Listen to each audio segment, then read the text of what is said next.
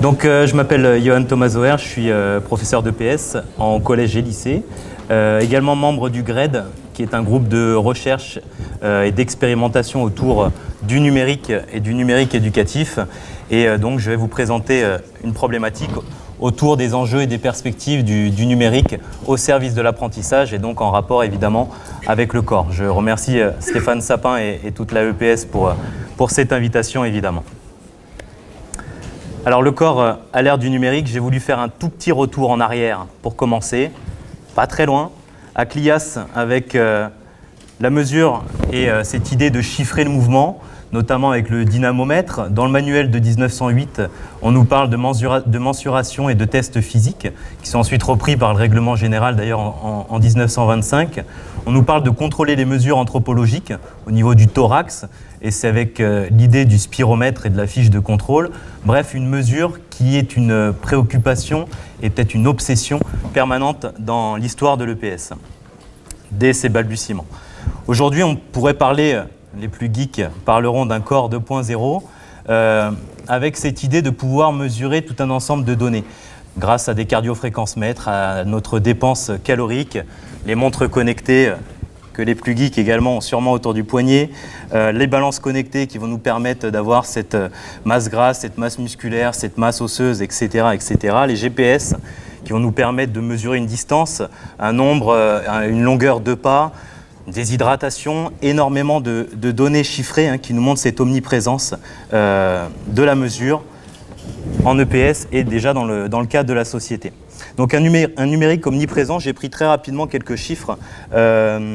La source, c'est l'ARCEP, l'autorité de régulation des communications électroniques et des postes, pour montrer cette omniprésence du numérique dans la société, et notamment au niveau des adolescents. 80 à 90% des 12 à 24 ans sont équipés aujourd'hui d'un smartphone, 97% des 12-17 ans d'un ordinateur, 42% d'une tablette, etc., etc. Au niveau du temps connecté également, il y a des constats assez forts, je pense, à faire. En 2016, les 13-19 ans passent plus de 14 heures par semaine connectés. Ce sont des chiffres qui ont évolué, y compris sur ces toutes dernières années.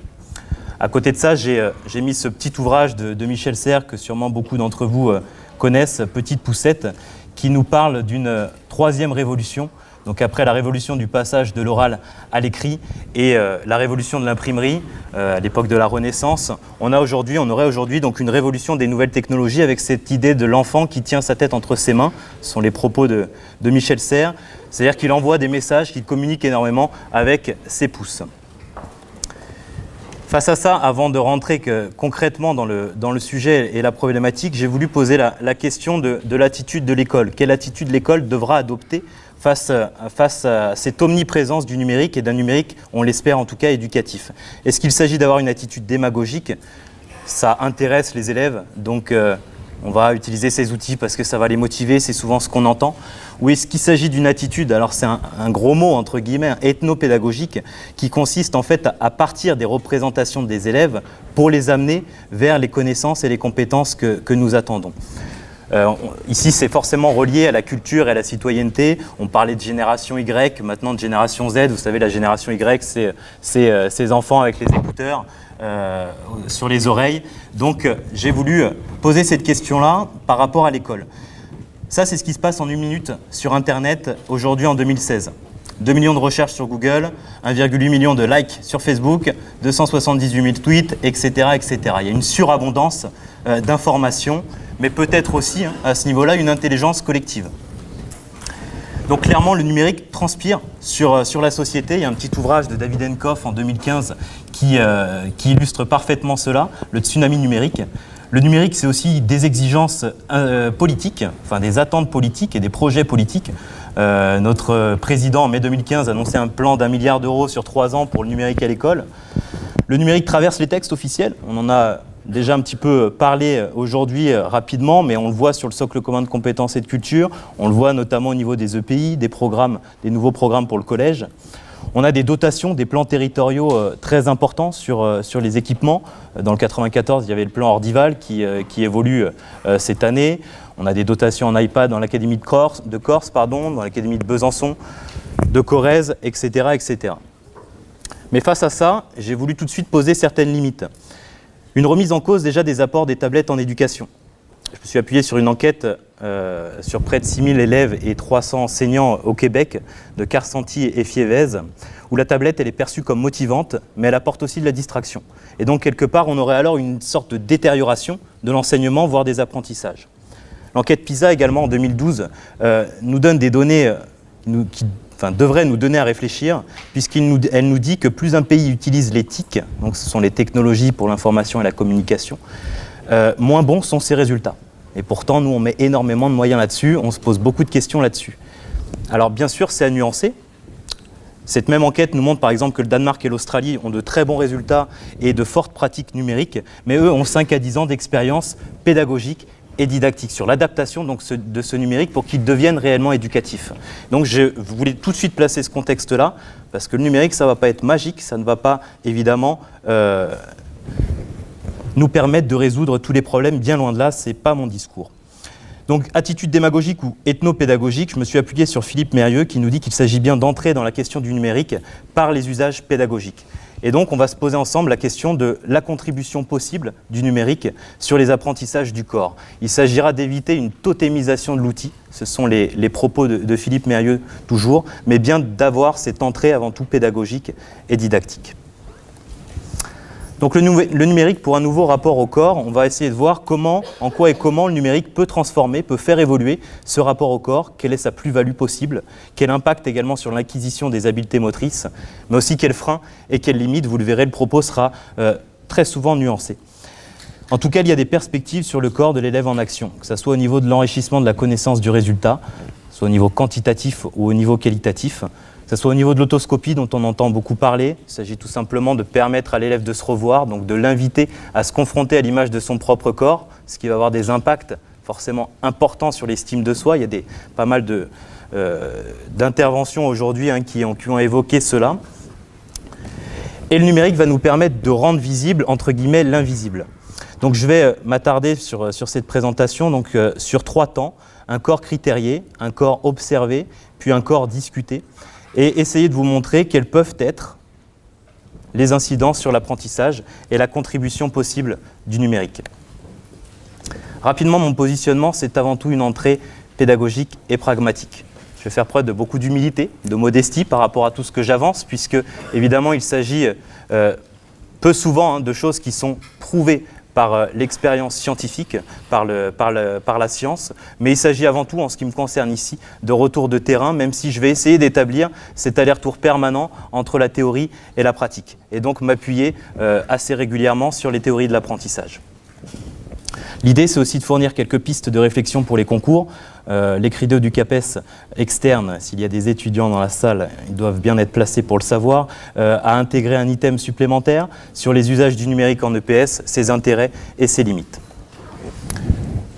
Donc le corps critérié, pour commencer cette intervention, et donc l'impact possible du numérique sur le corps, on va voir ce qu'il peut se passer au niveau de l'enrichissement d'informations par le numérique. On a à l'heure actuelle un corps, je l'ai abordé un petit peu en introduction, qui est extrêmement mesuré, qui est coaché, qui est accompagné, donc que ce soit par l'allure, la vitesse, les repères dont j'ai évoqué tout à l'heure et qui a été présenté sur une des présentations précédentes concernant le cardio-fréquence-mètre, la dépense calorique, etc., etc. Avec une application comme Runtastic ou bien d'autres, on va pouvoir relever toutes ces informations, ce qui fera hurler certains coureurs, adeptes du trail par exemple, qui nous diront moi je veux d'abord me concentrer sur mes sensations. Ce sont mes sensations qui m'emportent et non pas forcément ce retour quantitatif chiffré très précis. Je le nuancerai à plusieurs reprises. Mais en tout cas, le numérique va déjà nous permettre une quantification de soi.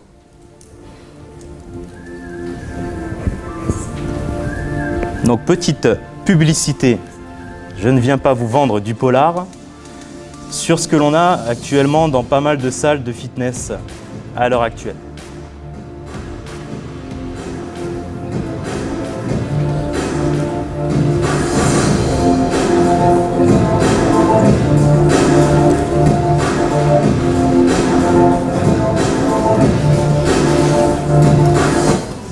Donc ce n'est pas ma collègue avec ses élèves, vous l'aurez deviné. Évidemment, ce sont des choses qui se passent surtout en salle de fitness actuellement, mais qui commencent à pénétrer concrètement le champ de l'EPS et qui vont nous permettre de donner d'avoir un suivi personnel et individuel de chacun des élèves par rapport ici à la fréquence cardiaque. Donc déjà, pour un retour d'information enrichi, quelques possibilités que le numérique va nous offrir. Déjà de quantifier des actions, de fournir des indicateurs de progression. Et ici, je vais également faire un parallèle avec, mettre en perspective avec une pédagogie du sens et l'interdisciplinarité. Le travail, notamment, c'est bien à la mode autour des EPI. Deux applications ici utilisées, EPS compteur ou multi-compteur, qui sont des applications disponibles sur iOS ou sur Android. Alors iOS, ce sont les tablettes iPad et smartphones d'Apple. Android, en général, c'est le reste et on a également le support Windows. Je n'ai pas envie de rentrer dans des choses très techniques. Ce qui m'intéresse, j'espère que vous l'avez compris, c'est l'approche didactique et pédagogique autour de l'impact que le numérique peut avoir sur le corps. Mais en tout cas, on va pouvoir passer de ce relevé papier-crayon, où on va relever un nombre de passes complétées, un nombre de passes incomplétées, à un relevé statistique qui va immédiatement donner à l'élève un pourcentage lui permettant d'estimer l'efficacité de ses actions. Si je fais un rappel avec un petit parallèle avec le programme du cycle 3, les nouveaux programmes, on nous parle à partir du CM2 du sens de l'expression pourcentage 2.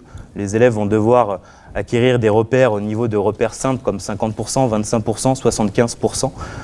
Dans le programme du cycle 3, on nous dit que les contextes des situations de proportionnalité sont à explorer au cours du cycle et peuvent être illustrés ou réinvestis dans d'autres disciplines. On nous invite clairement en EPS à faire un lien à ce niveau-là.